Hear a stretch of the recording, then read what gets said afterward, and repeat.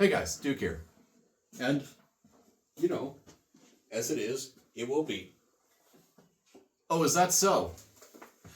For now until forever, yes. So, today, we're going to actually do a review on the XM29. Although this isn't going to be much of a historical review. I mostly just want to talk about the overall design and what the XM29 introduced and sort of where it led to in terms of respirator development.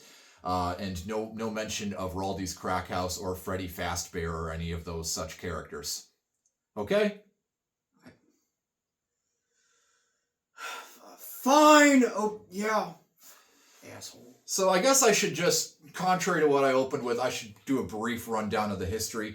The XM29 was a project started by the U.S. Army to develop a quote-unquote fourth-gen respirator or protective mask concept that used the newest standard NATO 40mm Stanag, whatever you prefer to call it, canisters for interchangeability, because the M17 series, despite being one of the best respirator designs in history, was showing its age, and people were complaining about the inconvenience of changing the filtering elements. Not that they would know what's good for them, but nevertheless, it was such an issue that 40mm being the newest NATO standard, we figured we might as well get on the boat with that.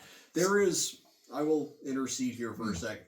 There is documented footage of National Guard and military units actively struggling to install the filters on M17s. You know the photo I'm talking about? Yeah. Yeah. In the good old days, this was done from an echelon-based doctrine where, like I've mentioned in previous videos, men whose canisters were depleted, they would be rotated out of the hot zone, they would have their gear serviced, they would be basically deconned and put on standby to go back into the hot zone with fresh men already being rotated in to take that position. This isn't Metro 2033. You're not LARPing around every day, all day in the hot zone. You are there doing a specific thing, holding the line so that the territory could not be captured. And that is that. That is all that you can do. And then you fucking leave, and you get the fuck out of there.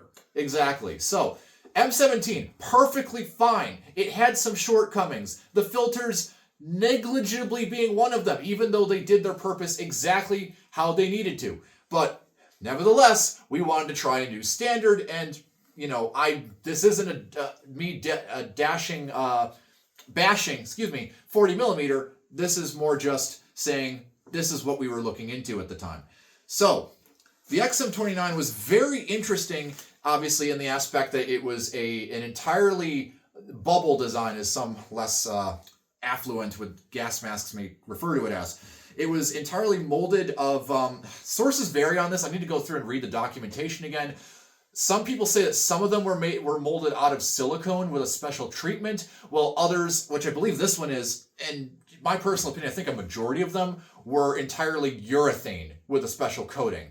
However, the technology at the time did not really match up with what we were trying to do, and so we had a lot of issues with those protective coatings on the urethane or the silicone, what have you, whatever rubber was actually used in these experimental masks. So we ran into a lot of issues with the masks accumulating what was known as frosting, where ridiculous heat and washing treatments had to be performed in order to remove all the hazing and all other bullshit from the lens to make it actually optically clear again. And it just wasn't really ideal. So we ended up looking into silicone masks that had a separately bonded on urethane lens. Those gave us issues as well, and we began to realize that, hey, this design isn't really conducive to, all-around protection. Silicone isn't really that great as for protecting against blister agents, because that's like the one gas that will absolutely eat through it. So we ended up moving on to the XM40 program with a twin lens design that would obviously be a lot easier to design a hood for. But nevertheless, the XM29 brought a lot to the table, especially for the mid to late 1970s when it was introduced. So from what I recall, ILC Dover made these. I don't think anyone else I could be wrong, made the XM29. Scott Aviation, I don't know if ILC Dover did the XM29, or excuse me, the XM30.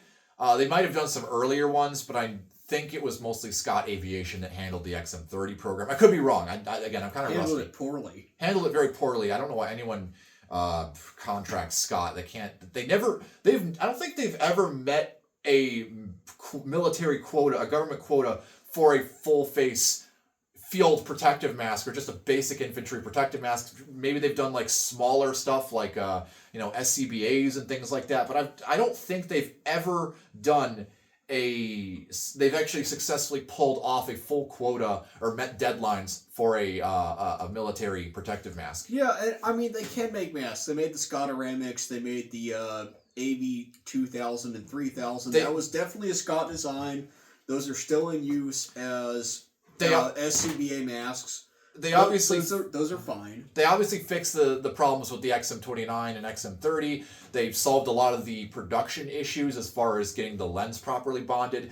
They made some improvements to the XM40 design, obviously. Whether you think that the ILC or the Scott one is better, I'm not going to get into here because they both have their pros and cons. Nevertheless, the Scott one ended up being the winner. That had a lot of improvements, but they couldn't meet the demand.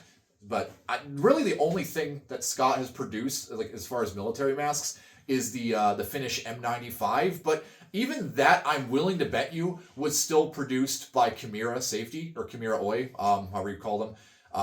But it was just under Scott because Scott bought out the assets. But it was still being produced in the same building, same factories, just different ownership. So that aside, XM29, what can be said about it? Scott is a little bit like AMO, where they tend to kind of overbite on contracts and then underbid later, which is just, price of doing business, whatever. Still fucking disgusting. Go kill yourself. The face piece of the XM29, which I believe a majority, if not all of these, those of you savvy with US mass, prove me wrong, because I'm kind of out of study with this. I believe these were all urethane, if not a majority of them. This one, at least, I'm pretty confident is urethane. It's really hard to tell whether it's actually urethane or just silicone with a protective coating, but from what I recall, most of these were urethane. And I believe that's the case with this one because it doesn't really feel like it has any of the physical properties of silicone. It feels very stiff yet flexible like urethane. It obviously yellows. Urethane yellows a lot faster than silicone, as I'm about to show you, because we do have an XM30 on the table here just for the sake of comparison, but we're going to go through all the individual accessories before we get onto the face pieces. So why don't we start with the carrier? Actually, I would start with the filter. Oh, the filter? Okay. Yeah, so the XM29 introduced 40 millimeter canisters to the US, obviously.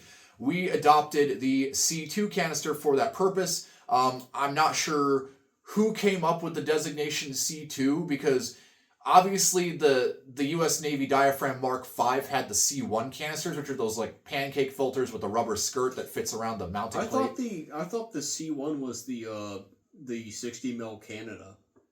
It could very well be. That's what gets confusing because the US Navy had C1 canisters for the Mark V, but then the Canadians had their own C1. So I'm going to go off the Canadians because it was actually the Canadians that developed the C2. And the C7 is Canadian. Yes. The Canadians were kind of the big name in terms of filter manufacturing.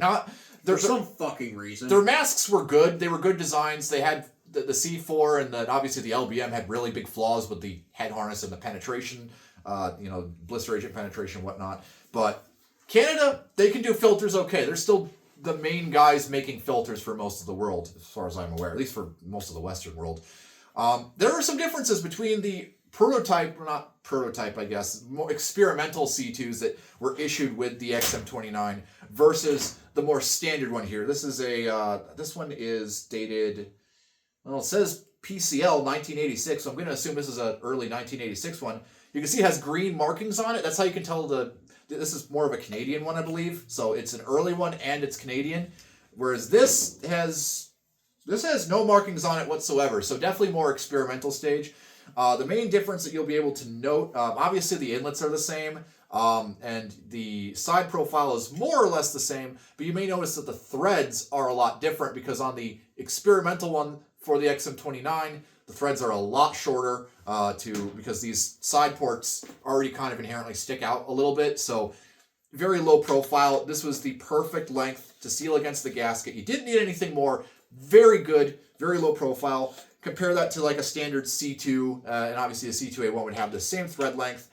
You would, if I can get the thread here, I'm not sure that will. No, it will. Okay. Yeah. No, so it's the same thread pitch, but you can see there's a little bit more threads that stick out. I guess that's more just thinking ahead for selling these canisters to other countries for their mask designs, because some masks may have deeper thread ports than others. XM29, not that deep. So, And talk about the valve as well. of course, I was getting to that. If you look on the inside of the canister, you'll note that the XM29 has an inlet valve, or the XM29 C2 has an inlet valve right in the canister stem, whereas on the production ones they don't. What they would later do, and I'll show this off once I pull out the XM30, on the XM29 they just have a gasket in here, no inlet valve. That made it a lot easier to swap around components, because if you recall on like the MCU2/P Millenniums or even the M40s, you would have a rubber gasket with a wagon wheel or a valve spider, as some call it, with a post that has the valve inside the mask and a deflector that the post is attached to. It's very complicated. It's annoying to install, almost arguably as much as like M17 filters in some cases. But with the XM29, very interesting design. The side voice emitter just unscrews like a filter. There's no ring that you need to use the carrier D-ring to unscrew. There's no separate gasket that you need to pull out. There's nothing else. Just this entirely self-contained side voice emitter that threads in like a canister, and that's all you need. And this is probably a liability issue, because according to Avon, now, if you have an FM53, which is dual port, you actually have to go to a training class to learn how to unscrew one thing and screw it into another. This is the future, folks. Apparently people are just too fucking retarded to be able to change filters from one point to the other. Pardon my French. But I digress. This, very revolutionary. This was a good idea. I'm not sure why this wasn't followed up on anything. The only other U.S. Fucking kids these days couldn't install an M17 filter with a handgun and a loaded fucking crack pipe. The only fucking other Zoomer piece of shit. The only other U.S. mask design that uses a self-contained side voice emitter, to my awareness, is the M45. But even with that, you still have the design doctrine of having the separate inlet valve deflector assembly. Well, that uses more of a cage, so it is a little bit easier to its credit. However, you still need to pull out the actual canister gasket, or no, not the canister gasket, the side voice emitter gasket, and swap it over to the other side. So there is still more than one component to the M45's inlets technically, but you know, at least they still kind of went back to this general idea of having a self-contained side voice emitter. Not sure why that was such a problem, but anyhow, very good idea for the time. The front voice emitter is basically the same as the M17's.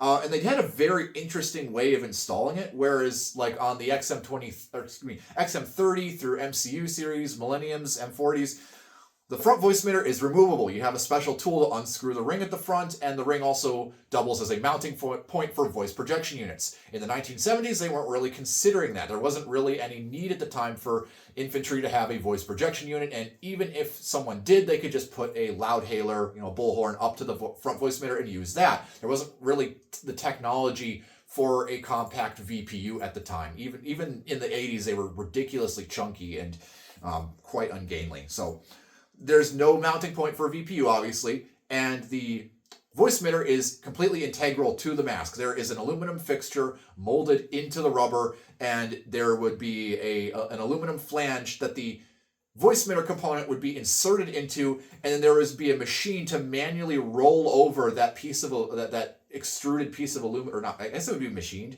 No, extruded, I think, is... No, this would probably be machined, honestly. You might be able to tell like that all XM29s have that sort of crackle finish around the voice emitter, and that's literally because the rings that hold the fixtures that hold the front voice emitter in place are anodized before this flange is pressed around to compress the front voice emitter into position. Not exactly ideal. They fixed it with the XM30, where they added the standard threaded locking ring, this mounting ring or whatever that holds everything together, and you can replace that. You can mount VPUs to it. It's all good. Outlet valve, not really much to say about it. You can see on this one it has a drinking tube pocket, although not all XM29s, such as this one, had a drinking tube. On the early ones, the drinking tube would literally just be mounted through the bottom top, or just above the front voice emitter and the lens. It would wrap around this way. Later ones would put it like somewhere around here and then they would sort of wrap around this way. And then obviously on the XM30, they would, which I should stop talking about the face piece. I'm getting ahead of myself, but I'll point that out more in detail in a bit. I'm going to use the head real quick, but point out the straps and how the buckles are attached. So this was an interesting solution. So obviously coming from the M17, they had molded little pockets, I guess you could call them, little chunks of rubber, like little lugs, that the harness buckles had a separate metallic tab that fit through a slot on those lugs, for lack of a better word, and the metal would be crimped over that through the rubber on the mask. So I don't have an M17 on the table here to show you. There's one over there, but I don't feel like getting up and grabbing it right now. But nevertheless, prior to the XM29, the buckles had to be installed intrusively and had to penetrate the face piece in some way. The XM29 sought to improve that. So what they did, obviously, is the head harness buckles are secured with a piece of fabric reinforced silicone, which is wrapped around a molded tab on the actual face piece itself. And it's just glued into place. And unfortunately, as a result, some of these aren't the most secure. We still have the buckle that went here. In fact, the harness is inside the carrier. It's just a standard C8 R1 harness that would come on an M17. There's no pull tab. This was before the era of quick donning your mask. Yeah, there's the buckle right there. Yeah, there's a buckle right here. We have all the pieces. I just haven't gotten around to repairing this yet. But very interesting concept at the time when they didn't figure out how to injection mold the mounting points for the harness into the mask. This was the best solution they could think of in these early experimental designs. And honestly, I think that's the weakest point of it, is how they have those attached. Yeah, that would honestly. have to be some incredibly strong glue to hold that on there. You know what? Just because I'm talking about the face pieces so much, why don't I just pull out the XM30, talk about that for a little bit. So here's the XM30. You can start to see what I was talking about earlier with how urethane yellows a lot faster than silicone, because a lot of people will say it's because these are silicone, they yellow, but this is silicone. It isn't yellowed quite as much, and it's probably just as old at this point. And most of the XM30s that I see are pretty much all in this condition. Like, I've never seen one redder or more yellowed than this for the most part. Maybe I've seen one with a slightly redder lens or two, but they've never been this orange. Like, this has got to be entirely urethane, if you ask me. But anyways, you can see the generational improvements. Translucent silicone, separately bonded urethane lens. Front voice emitter is still the M17 style design. They didn't make where it has like the sort of longer slots for the I don't know how to describe it, but just the number and the shape of the slots are identical to the M17's voice emitter. They didn't come to the M40 style design just yet. I feel like it's a little bit longer, a little bit more pronounced as well. Yeah, a little bit. But obviously this is when they started adding that ring. And this is a lot higher quality than the M40 and MCU ones. There's a lot more finishing on these. There's no sharp edge. I've actually cut myself on voice emitter rings before trying to disassemble them. But this seems like it's stamped, but they took their time and actually removed the edges. Like, they deburred the edges of this ring here. So very good design. They were trying to sell this. Yeah. So obviously different outlet valve. Unfortunately, this one would have had a drinking tube, but the actual block that the right angled barb that would have been here is unfortunately broken off, so it no longer has its drinking tube, but there would have been a drinking tube here to wrap around and connect to the side here. Pretty much the same design as would have been carried over to the MCU and the M40s. Just same basic design, just slightly different geometry of the outlet cover. It's got that nice green rubber color. Yeah, this grayish green. It's very, very nice. They really picked a lot of nice looking colors to sell these. I mean, look at the green inlet valve gasket. That's like, you don't really see companies doing shit like that anymore. It's like everything has to be black. Everything has to be some drab color. It's like, over here in the 70s and shit, people were like, the only other company I could think of that was doing stuff like this was Kimura Oi. Like, they were doing a ton of colorful valve components. Yeah, well, yeah, that MSA still kind of does a little bit like that. Yeah, a little bit, but as far as a military mask, you don't really see that anymore.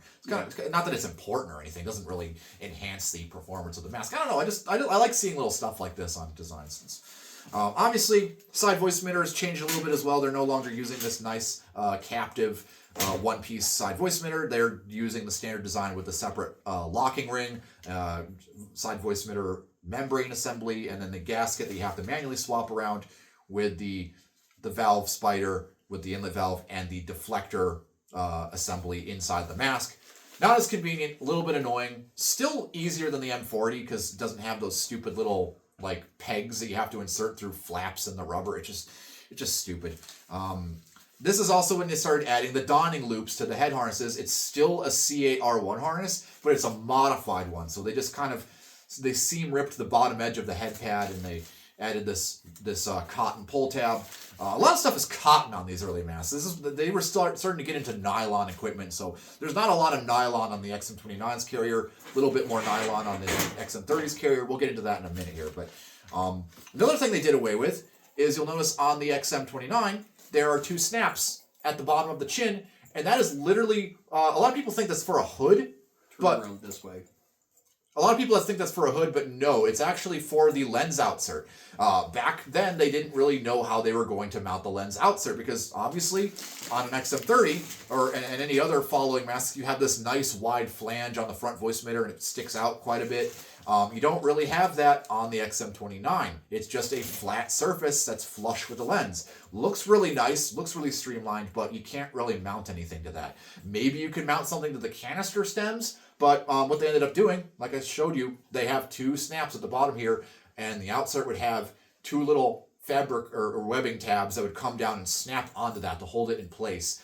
And I think they recycled this design a little bit into the XM30. Some of the earlier XM30s still had these snaps at the bottom, and I think at the time those were actually, that's where the hood misnomer comes from, is because I think some of the XM30 series hoods had snaps for proper alignment, whereas where on the XM29 it was for the outsert. So very weird. I could be wrong on the hood for the XM30, so take that with a grain of salt. I'll show off the interiors in a minute here. There's not too much else to mention externally. Obviously, there's no markings on this face piece at all. Let me look around. I think there was like a large marking somewhere on here. Yeah, here we go. Yeah, the size, interestingly, is just stamped with ink onto one of the temple straps. There's a small L right there for size large. No other markings. Oh, actually, I'm wrong. There is a 64 right underneath that. So there's some mold markings, but there's no size, there's no US logo, there's no date roundels, so there's not really any way to tell when this was made. Which is fairly common for XMs. They tend to not mark them at all. We didn't really start putting date roundels on XMs until well, no, I mean, any of the older World War II stuff had date roundels just because we were cobbling them from existing face pieces, and that kind of continued throughout the 50s and 60s, up until when we started actually being able to make scratch-built face pieces like this from the ground up. We started making face pieces sterile again when we were experimenting with the XM44 and XM45. Those didn't have any markings on them really. Maybe a few date roundels on the outlet valves. There was a few later examples of XM45s that had date roundels, but no manufacturer markings, very interestingly. Let me flip around the harness on the XM30, show off the interior, because there's also differences in the nose cup. The nose cup was also improved. There's a few different designs of nose cup with the XM29. Some of the really early ones are made of translucent silicone or transparent silicone. The later ones, obviously, like this one, were just black. There was black silicone.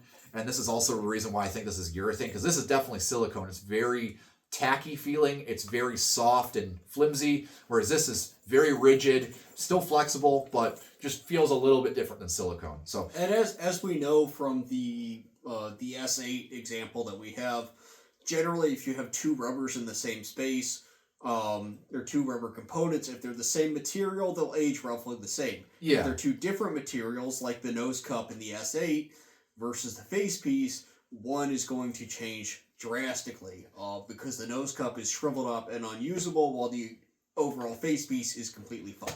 Thankfully, that's not the case here. There's just a little bit of warping from improper storage, but you can see that the nose cup, if you know anything about like the MCU series, that's a vastly different design from the final concept. It's actually a lot more comfortable in my opinion. It's still not as tall as it should be because for whatever reason these style of masks were always designed with super small nose cups, very short. But I don't know, this seems a lot more comfortable than the final design. There's not as much molded ridges and sharp edges. This is very soft and very conformal, very flexible. Another thing that's different from the final design is the nose cup valve discs are the same as the M17s. They are permanently pressed into place. You cannot remove them. You cannot change them. There's just thin rubber valve discs that you can swap out and replace. And there's also little molded wings on the side. I don't know if you can see that, but on either side there are little wings to deflect the incoming air, sort of like a Tissot system, but it's molded into the nose cup. So that's a design that we oddly didn't really experiment with that much. A few other countries did, but for whatever reason, the US didn't really use that design all that much. But yeah, obviously on the XM30 here, basically the same design as the MCU2P. There very little changed between the XM30 and the MCU. It's just a few bits of hardware like the outlet valve and the valve spider and just a few other small differences. But anyways, back to the harness, because I meant to touch base on this. You can see with the XM30, it's actually even easier to see now that the light can sort of make it translucent here. But you can see how there is a metal tab that the buckles are mounted to, molded internally in the rubber. Like you can see how there's a hole through the middle right there, so this can't pull out as easily. You would have to physically rip the rubber, like you have to tear the facepiece in order to remove these buckles. So that's the design we went with for the longest time. It's a very good design, very low profile, doesn't really interfere with helmets all that much. Still in use today with the M53, incidentally. This buckle, which, by the way, we've been using this same head harness buckle since 1918, World War I, never changed it, never updated. We're still using it today. That's just phenomenal. It's just an astonishing thought to think about. Obviously, the molding wasn't perfected on these. Like something, this tab right here is a bit crude. It's very subpar. It's kind of defective, but it worked, I guess, for demonstration. Very interesting to see how those developed over time. Yeah, you can see how it's kind of crusty looking. Yeah, it feels like that was re-welded or something. Yeah, I think that one didn't take quite properly, so they kind of haphazardly tried to put more silicone over it. On there, yeah. Yeah, I don't know even how they got it to do that, because silicone really doesn't like being bonded to itself. Like once you actually let silicone cure, it does not like to have stuff added onto it, which is part of the reason why this took so long to develop and why there was so many issues, because they had a hell of a time trying to bond this lens to the facepiece.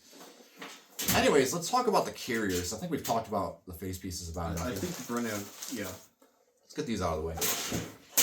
So there's a few differences between the XM29 and the XM30 carriers. The main one, obviously, XM29 carrier is made out of cotton duck canvas, same as like the M17 series carriers. Obviously, there was nylon M17 carriers, but they weren't. There wasn't a lot of them, and they were kind of like last minute additions. Like they were replacements, and I don't think any M17s were actually packaged with them, to my awareness. I could be wrong, but maybe some very, very late M17s got nylon carriers. But at the time, or maybe even to the 90s, like some of the police ones. Yeah, so basically, very end of the M17's lifespan in the mid to late 1980s, they probably had a few nylon carriers packaged with them. But this is from the 70s. We were still using a lot of canvas and cotton equipment. So this is all cotton canvas. It's very, very minimal nylon components on here.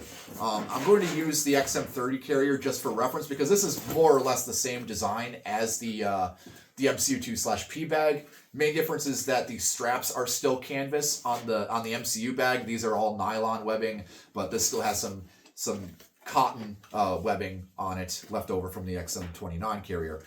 So going to use that as reference. You can see on the XM29 bag, this waist or thigh strap is riveted in place in addition to being sewn. So they probably noticed that a lot of M17 bags, these were tearing on at these points. So they reinforced that with some rivets, but they realized it was kind of redundant and it added production costs. So they obviously omitted that and just, instead of riveting, they just did some bar tacking here and there. So that's just as good. It's non-corrosive, so that's always a plus.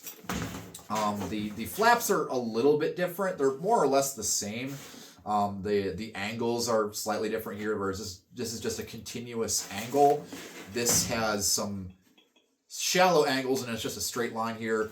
wider pull tab on the XM30 and final MCU design, whereas on the XM29 carrier it's 1 inch. And they're facing opposite directions. Yep. Well, no. No, they Oh, are. oh yeah, they are. Wow. Okay. So yeah, this is a lot easier to access because it's always inherently sticking out. This, when it's on your body, you kind of have to reach in there and dig for it. So that's good eye. I didn't notice that. The other thing that they changed is a drain grommet, or this actually might not just be a drain grommet. This massive. Wasn't that the supplied airport? Yeah. So when the XM29 was being developed, there was 4 main variants. There was the infantry variant. There was a special purpose variant, which I believe may or may not be ours because I don't.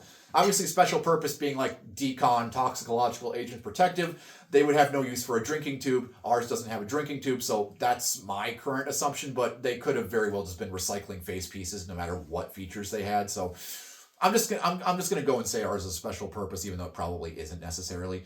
But and obviously there was armor and air crew. The important detail is the armor crew variant. So they needed a carrier that was universal and could accommodate all the main variants. And that's where this little port comes in, because the armor crew variant of the XM29 had a hose similar to the final production version of the original M40, which is that M42 large rubber cap. There's the M42, that large rubber cap. Not the threaded thing with the spokes you see, but just a large rubber cap. Yeah, it was a rubber right angle that housed the 40mm thread. However, it was glued and fixed in place. It was hose clamped in place. It was not meant to be removed from the facepiece. Very much older M14, M25 tank mask logic, where the hose was integral to the facepiece. But yeah, so the canister obviously would have had similar to the M25 or other variants. That's what I said. Yeah. But obviously the canister would have had a quick disconnect for the supplied air system on the vehicle, the blower unit, the collective protector, whatever you call it. And that would need to stick out through here so the vehicle hose could be coupled into that without having to remove the canister from the bag. Obviously that doctrine eventually went away after the M42 series had been around kicking for a little bit, but at the time in the 70s that was the standard doctrine, and this is what would accommodate that, while also doubling as a drain grommet, because there isn't really any other drainage on this carrier, but this massive brass grommet sure would drain a hell of a lot. Also interesting how the pocket for the decon kit has a little bit of Velcro up here so that when this flap is open, you can secure it to the lid of the decon carrier so it isn't flailing about. However, it's just this little strip of 3/4 inch Velcro, so I don't know how secure that would be. There's a lot of stuff you see on prototype masks where it was like, we can afford to do this because we're only making 10 of the goddamn things. Yeah. Versus later where it's like, well, mass production cannot afford to put a little tiny strip of Velcro on this one specific spot for this one theoretical situation. Obviously the carrier does not have any marking design, no ink stamped markings, but you can see they wrote an L. I don't know that's just Sharpie. So obviously when the masks were received, they would just write the sizes on them with Sharpie to indicate what sizes they were. These weren't standard issue masks. They're not going to invest the funditure for funditure. Is that a word? No. I'm going to use it as a word. They're not going to invest the funditure for the. Ow. They're not going to invest the funds for the ink stamp for the carrier markings. They're just going to write it on there with Sharpie because they're experimental. They don't need to put all that effort into it. I guess as a final note, I don't think there's too much to point out with the inside of the carriers. So on the XM30 carrier, there's this nice big pocket for manuals or decon mitts and God knows what else. God knows the people that were issuing these masks had a shit ton of paperwork that came with them. Again, the Navy and Air Force by the time this thing rolled around. And then another. That's why it's bad. And then another pocket up here, which I believe was for the nerve agent antidote kit. And then on the XM29's carrier, take a look. They do not have this. There is no wide pocket on either side of this. There is nylon pack cloth reinforcements on the inside. That's the only nylon on this carrier other than like maybe the Velcro. You do have that weird kind of rolling pocket on the side. Well, yeah, they that was carried over from the M17. There's no vinyl window for the user's ID or rack number or what have you. There's nothing there to identify whose carrier this is. You just, again, back in the day, you just wrote your name on it with Sharpie and that was your mask. But no, nothing like that. And I guess there's two little elastic loops up inside here. I don't know if you can see that, but on the very top edge, on the inside of the carrier, two little elastic loops. Don't know what those are for. There is a pocket up here, presumably for a nerve agent antidote kit, but on the same space also occupies two elastic loops. If you've seen the old photos of everything that goes inside like a M3 or M4 lightweight kit, just the sheer amount of shit they shoved in that bag, you can kind of understand where we're coming from here. There's just a good chance there was any number of tiny fucking items shoved in these. Here's an interesting thing. The entire back edge of the carrier, this thin portion here, there is just a nylon pack cloth gusset of some sort, this sort of sheath. I don't know what this is for. I'm assuming maybe a hose. Like this is a hose retainer. Can I see? Yeah, look inside there. That's weird. I don't know what that's for necessarily. What the fuck? There's no real openings at either end of it on the inside, so I don't necessarily know if that's for a hose. But there's a really long pocket on the back. It is, yeah, folks. It is just a really long. It reminds me of like the outsert pocket for the M50 carrier. So it goes from here. Yeah, you can see the Velcro where it was sewn to inside. about here. Yeah, so it goes basically the entire length of this and about half the width. And it's like a Velcro banana shape all the way along the back for some fucking reason. Yeah, I don't know what that could be for. There's no openings. It just occupies this space. Oh my god. You know what this is for? I just remembered a crucial feature to the XM29. It was the mid to late, probably even early 70s when this thing was developed. Oh my god. Okay, I'm sorry, Moulage. Can you hand me the XM29 again? Yeah, you just had it. Okay, now get one of the M17s off. I think it's that bottom one there. Just hand that to me and I'll double check. You're gonna hate this, folks. You're gonna absolutely fucking hate this. No, it's not this one. Give me the other one. Oh, with the nylon one, yeah. I'm looking for a specific accessory. I don't know if it's in this one. Do not say resuscitate. It's not. Just roll with this. No. It's not this one. Oh my god! What fucking? We need to demonstrate this. This is hilarious as fuck. I'm gonna double check this one just to be safe. I know it's in an M17 bag. I know I have. M40, M40, M45, M43, M49, M42, M47. Actually, let me double check inside the face form. 12. I know there's something 23. in here. Hold on. Wait, here's no. God damn it! No, not in here either. Fuck! Oh, damn it, folks. We're gonna have to probably show this off without having one. That's the. I know we have one. I know. I don't. Get over here. Fine. Just give me. Hold on a second, folks. This is a. What? Yeah. No. Come over. Okay. That's Polish. That's not the right one. Fuck. Okay, let's just hold your horses. We can do this. Only got like. Yeah. Okay. How much time we got? No, we still got. We're pushing 40 minutes here on the video, but you know. Okay. Yeah. Okay. Shit. Goddamn. Yeah. If there's no other M17 bags, it's probably not here. That's unfortunate. Anyways, I realized would that be compatible? So it is because let me just say what it is, in case people didn't already hear. The XM29 was designed to use the M1 resuscitation tube from the M17, the M17A1.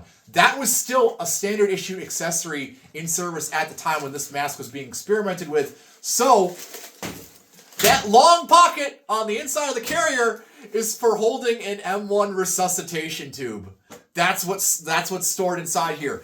I am so fucking mad that we don't have an M1 resus tube with us, because I've actually installed one on this mask in the past and completely forgot about it. It works. That the whole design of the M1 resuck tubes is that the screw on the front of it that goes into the outlet valve, it has like a rubber gasket that expands as you tighten that screw and holds it in place in the outlet.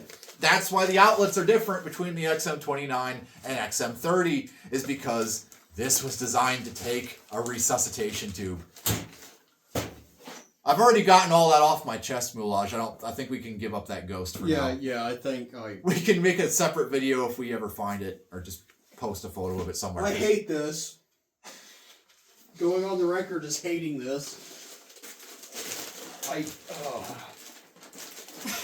Folks, it's very important to understand. Well, many things in life are fucked up and awful.